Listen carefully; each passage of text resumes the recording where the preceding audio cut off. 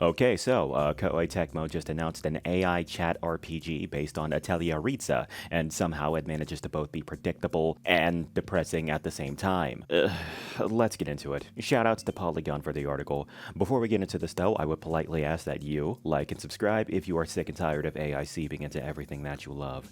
Here on this channel, I like to cover this stuff every single day, so if you guys are as tired of this junk as I am, be sure to stick around. My favorite thing about this article is the subtitle, which says that it's only a little bit away from just straight up being an anime girlfriend simulator, which is fucking hilarious. Spiral AI and Koei Tecmo Studio Gust just announced Ryza Chat, your midsummer dream story with AI Ryza, an AI chat RPG set in the Atelier Ryza universe. It seems like a bit of a nightmare, because how the hell can it not be? According to Automaton, the iOS and Android game is entirely built around having conversations with an AI chatbot version of the series protagonist Ritza. I keep saying Ritza and Ritza, but honestly, who gives a crap? The game begins with the player sending messages that help Ritza construct a boat to leave Kirkin Island, which then unlocks a world map. From there, they are given AI-generated quests that they can complete through conversations.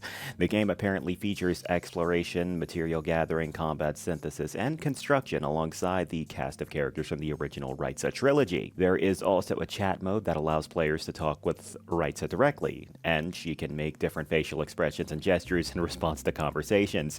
This is like 2 steps away from being a Black Mirror episode. And of course, it's weeb content that tries to attempt this type of stuff first. Of course it was, who else would be the first? Not to talk shit about weeb stuff. I watch anime and I'm pretty much, if you don't know what I do outside of this channel, I have an entire channel dedicated to just talking about Japanese comics all day, so I'm not trying to talk shit about weebery.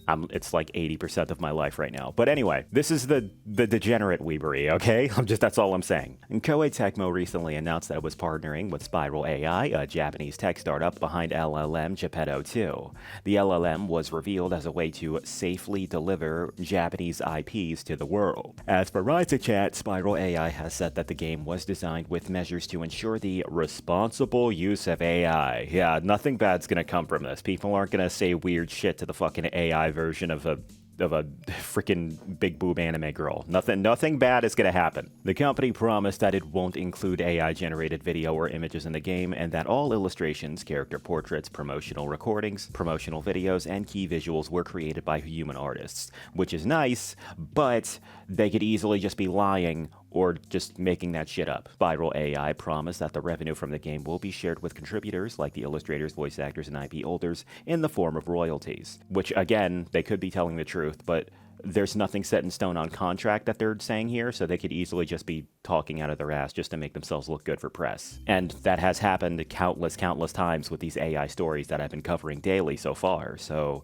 yeah, forgive me for not believing, but I don't believe it. For one, there have been several concerning reports of individuals becoming obsessed with AI-generated romantic partners, especially in Japan. I think I've brought this up in a previous video, but there was this one dude who actually had like a formal marriage with a giant statuette of Miku Hatsune. But yeah, you can look that up, Google that right now, it's real. So the fact that they're letting this happen in Japan, yeah, that's not much better. Considering that these games already sexualize Ryza quite a bit, seemingly as a marketing stunt, many fans refer to the series as Atelier Thyza. It's sorry, that's funny. It's fair to fear that some may fall down a rabbit hole with Ryza Chat. And beyond ethical issues around this conversational technology, the fact remains that most AI chat-focused games simply aren't very good. They inherently lack the direction and guidance of a human storyteller, regurgitating reference materials instead of crafting a purposeful story. Other game companies like Ubisoft have experimented with similar technology with lackluster results. That wraps up the article, and I gotta say, maybe they know. Maybe they know for a fact that people will, like, the Japanese public are kind of weirdos when it comes, like, there are some freaks among the Japanese populace that are lonely weirdos who will happily attach themselves to the weird AI LLM version of this fictional character, and they'll try to, like, get all lovey-dovey with it and stuff. Maybe that's their big idea. Maybe they're doing this on purpose, and that's what they're going for. It's very possible, but I guess only time will tell on that front. But yes, those are my thoughts. What are y'all's? Whatever it is, be sure to let me know in the comment section. But past that, that's going to wrap this one up. This is Jack Talks Back, signing out. You guys have a good one.